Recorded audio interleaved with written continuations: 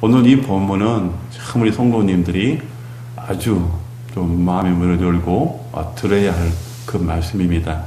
이 문장을 봤을 때는 몇 마디 되지 아니하고 그저 한 여인의 그 사랑하는 사람을 만나기 위한 그런 애타는 마음, 그것만 그리고 있는데, 오늘 여러분이 슬람미 여인이 되지 아니하면 이 말씀을 이해할 수가 없습니다.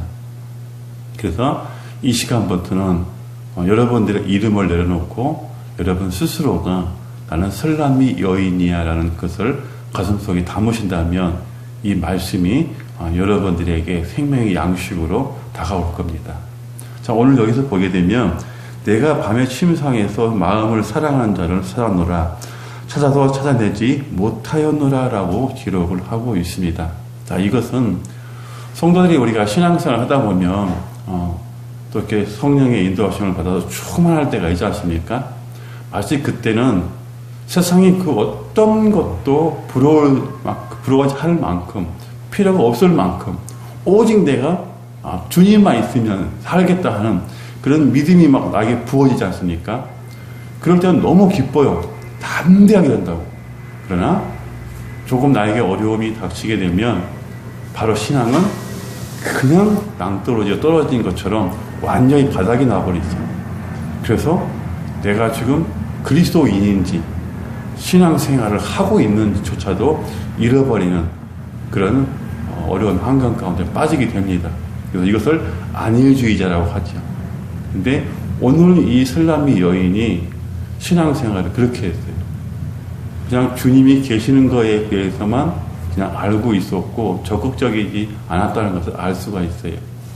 그러고 보니까 세월이 흘러서 이제는 주님과의 관계성이 희미해지는 거예요. 그래서 잠언서 6장 10절에서 11절에서 뭐라고 말씀하셔요? 좀 더 자자, 좀 더 눕자, 아니 좀 더 졸자, 이제 손을 모으고 좀 더 자자. 이렇게 하게 되면 어떻게 된다고요? 내 궁핍이 강도같이 올 것이고 군사같이 이룰 것이다 라고 말씀하신다는 거죠. 이것은 바로 우리의 그 신앙의 안일주의에 빠진 잠을 얘기하는 거란 말이에요. 근데 오늘 슬람미 여인이 이런 상황이 된 거예요. 그리고 깨어보고 깨어나서 보니까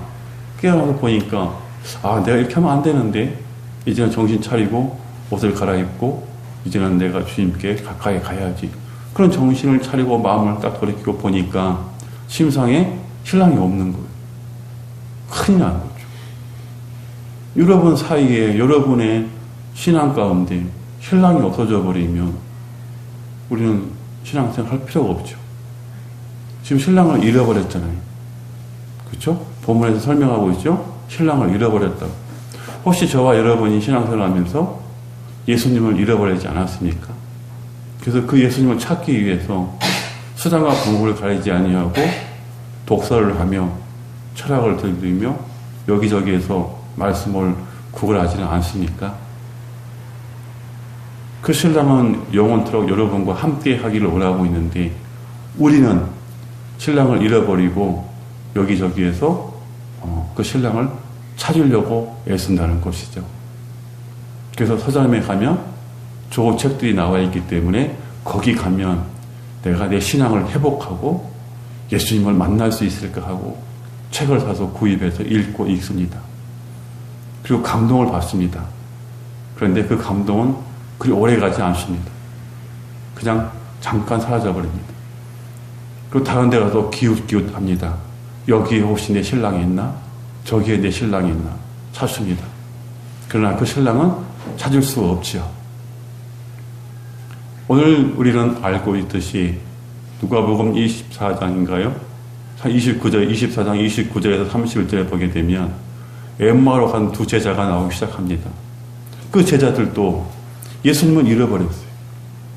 그래서 예수님을 찾지 못했어요. 이미 예수님은 하늘로 올라가셨기 때문에 찾을 수가 없는 거예요. 그리고 그들이 예수님이 무덤에 들어가 계시니까 찾을 수가 없는 거예요. 신랑을 잃어버렸어요. 그래서 아무 낙이 없어요. 고향을 향해 갑니다. 그러다가 부활하신 예수님을 다 만나게 되죠. 그래서 그때까지 예수님이 알지 못해요. 같이 동행하면서 얘기를 합니다. 이런저런 얘기하다가 예수님께서 이제 말씀을 딱 풀어주셨을 때 그들의 마음이 뜨거웠다라고 하고, 그들의 마음이 뜨거웠다. 그래서 예수님이 다시 길을 가시려고 하시니까 예수님을 붙잡으십니다. 그때까지 예수님인지 몰랐어요. 이 가는 길이 멀고 어렵기 때문에 저희 집에 가서 유하시죠. 그리고 예수님을 집으로 모십니다. 그리고 음식을 나누시고 같이 대화를 합니다. 그때 그들의 눈이 밝아서 예수를 알아본지라 라고 기록하고 있습니다. 사랑하는 여러분이 오늘 제가 신앙생활을 하면서 안일주의에 빠져서 나는 구원받았으니까 괜찮아 라는 생각에 신앙을 잃어버린 구원의 방식을 찾아가고 있지는 않은지 오늘 우리는 그것을 돌아봐야 하는 것입니다. 지금 이 설람이 여인도 침상에서 사랑하는 그 남편을 잃어버리고 성중에서 찾기를 시작합니다. 그런데 어떻게 찾았습니까? 자, 보십시다. 2절에 이에 내가 일어나서 성 안을 돌아다니며 마음에 사랑하는 자를 거리에서나 큰 길에서나 찾으리라 하고 찾으나 만나지 못하였노라 라고 합니다. 여러분, 세상에서 예수님을 찾으려고 하지 마십시오. 예수님은 안 계십니다. 여러분의 철학, 여러분의 생각, 서점에 가서 예수님을 만나려고 하지 마십시오. 절대 찾을 수 없습니다. 자, 그런데 여기에 예수님을 찾아야 하는 포인트가 나오고 있습니다. 예수님을 그렇게 찾고 싶었어요. 신랑을 그렇게 찾고 싶었는데 못 만났어요. 그런데 그 여인이 찾고자 하는 그 바람과 누구를 만남을 통해서 신랑을 찾게 됩니다. 이 여인이 아무리 안일주의에 빠졌다 할지라도, 신랑이 잠을 자고 있다 할지라도 계속 자자 졸자 눕자 하지 아니하고 일어나서 성중을 헤맸다는 거예요. 찾기를 갈급했다는 거예요. 근데 그것이 찾는 곳이 어디였어요? 서점이 아니었다는 거죠. 성중, 자기가 살고 있는 그곳, 자기가 존재성을 가지고 있는 그곳에서 찾기 시작하는 거예요. 자, 이것은 뭐예요? 성중이라는 것은 뭐예요? 여러분이 이름이 등록되어 있는, 여러분이 섬기고 있는 교회, 그것을 얘기하는 거예요. 거기에서 어떻게 합니까? 찾습니다. 찾고 찾다가 결국 못 찾으니까 누구를 만나요? 성중에서 순찰하는 자를 만납니다. 그런데 이 순찰하는 자가 잘 가르쳐주지를 않아요. 자, 이것은 무엇을 얘기할까요? 잘못된 교육자를 만난 신앙인들, 그것을 말씀하시는 거예요. 잘못된 신앙, 가치관을 가지고 있는 교육자는 사랑하는 성도들을 예수님 앞으로 인도하지 못한다는 거예요. 그래서 그들의 학식이나 철학이나 그런 여러 가지의 그 설문조사를 통해서 마치 그곳에 예수님이 계신 것처럼 여러분들에게 설명한다는 거예요. 그러나 거기에는 예수님이 안 계십니다. 예수님은 거기에 계시는 분이 아니십니다. 이제 사랑하는 성도들은 오해하지 마시길 바랍니다. 여러분이 정말 예수 그리스도와 함께 계심을 믿는다면 괜찮지만 그렇지 아니하고 지금 여러분의 신앙이 내가 예수를 믿는 사람인지 신앙생활을 하는 사람인지 내가 구원을 받은 사람인지라고 의심이 된다면 서점에 가는 것이 아니라 하나님께 무릎을 꿇으십시오. 그것이 가장 빨리 여러분이 예수를 찾는 길입니다. 그리고 주님을 만나는 길입니다. 그리고 하나님께서 세우신 교육자, 참된 교육자를 찾아가십시오.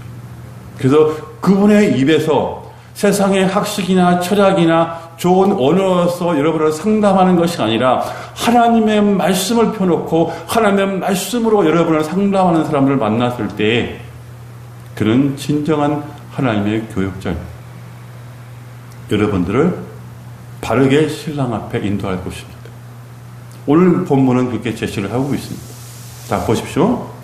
2절부터 시작합니다. 이에 내가 일어나서 성 안을 돌아다니며 마음에 사랑하는 자를 거리에서나 큰 길에서나 찾으라 하고 찾았으나 만나지 못하였노라. 그런데 3절에 봅니다. 성 안을 순찰하는 자들을 만나서 묻기를 내 마음으로 사랑하는 자를 너희가 보았느냐 하고 그들을 지나치자마자 마음에 사랑하는 자를 만나서 이렇게 하고 있습니다.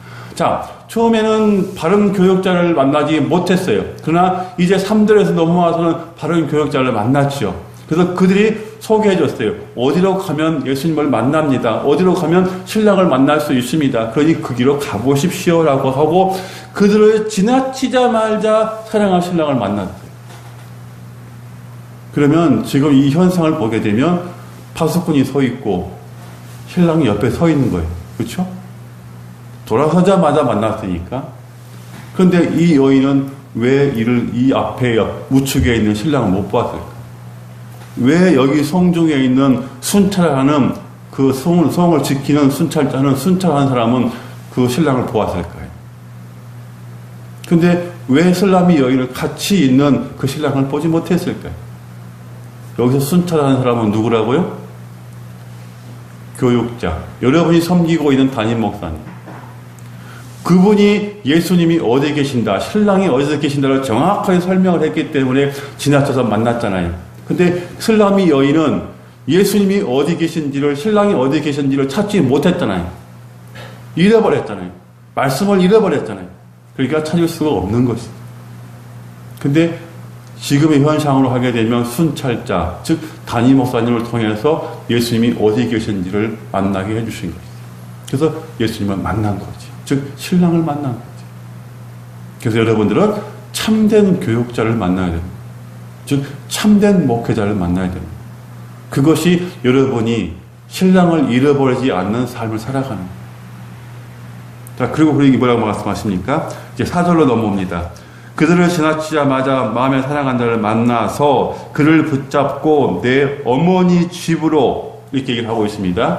자, 왜 어머니 집으로 갈까요? 신랑을 잊어버리고 신랑을 찾았는데 자신들의 방으로 가야 되는데 왜 어머니 방으로 가요? 여기서 여러분의 질문이 나와야죠. 여러분의 마음 가운데 질문이 나와요. 왜 신랑을 만났는데 우리 신혼방으로 가지 않냐고 어머니 집으로 가라고 그러지? 말씀합니다. 자, 여기서는 어머니 집이라는 것은 지금 저와 여러분들과 함께 하실 분이 누구예요? 그렇죠. 성령님이죠. 성령님을 말씀해 주고 있는 거예요. 성령님은 어머니 집으로, 성령 안으로 말씀하십니다. 그리고 나를 잉태한 의 방으로, 이렇게 하고 있어요. 자, 잉태한 이의 방이 무슨 방이에요? 그렇죠. 말씀이죠.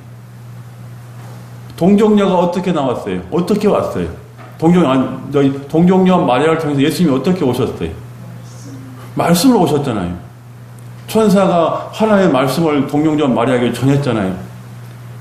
네가 아들을 낳을 것이니 그 이름을 예수라 하라. 저가 자기 백성을 죄에서 구원하실 자라고 말씀하시잖아요. 그러니까 잉태는 말씀이죠.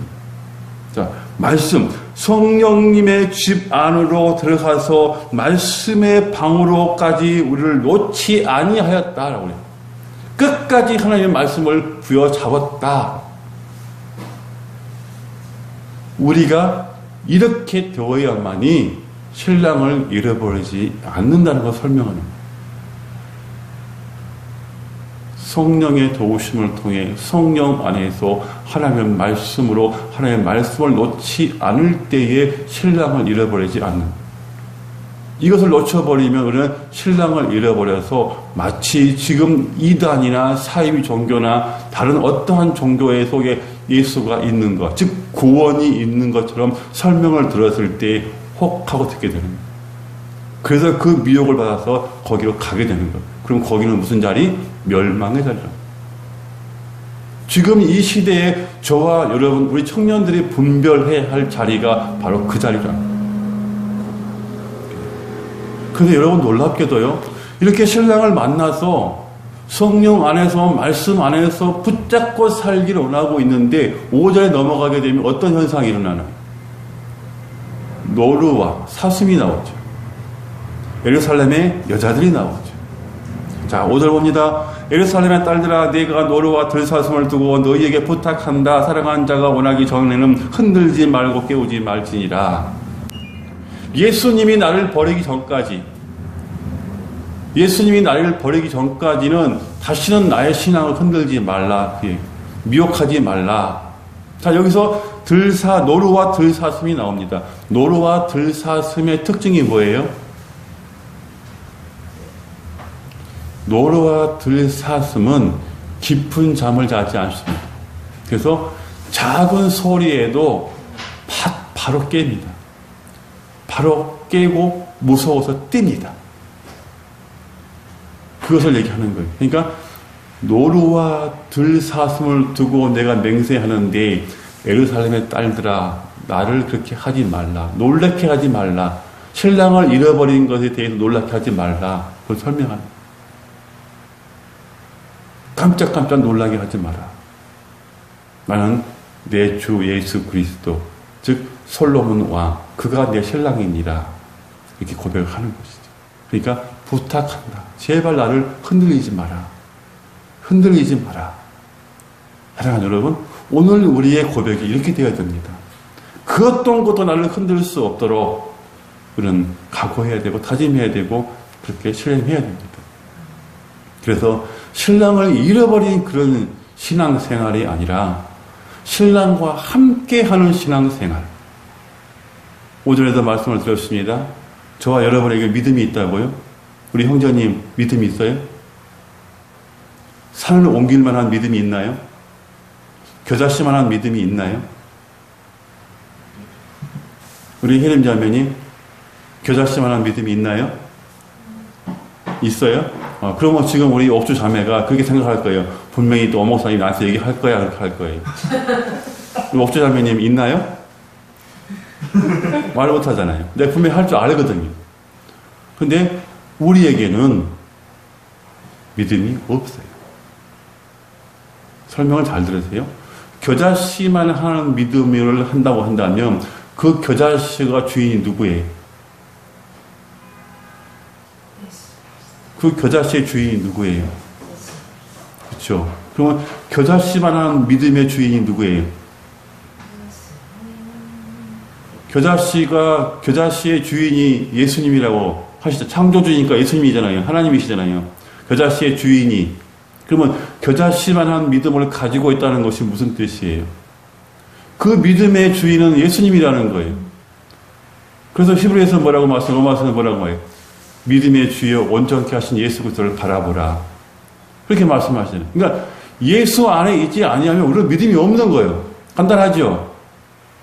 그리고 여러분이 예수님을 잘 섬기고 예수님을 잘 모시고 예수님을 영접했으며 믿음이 있는 거예요? 없는 거예요? 그렇죠. 있는 거죠. 그래서 예수님을 떠나버리면 믿음이 있어요? 없어요? 없어요. 올솔람이 여인이 그런 상황이에요. 그래서 신랑을 찾기를 원하고 있는 거예요. 왜? 자기가 믿음을 가지고 있어야 예수가 있어야 구원받으니까.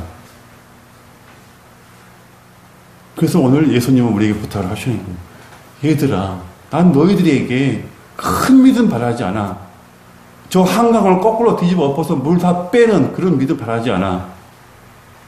나에 대해서 겨자씨만한 믿음만 갖고 있다면 그 겨자씨의 주인이 나고 원천이 나기 때문에 너희는 믿음이 있는 거야.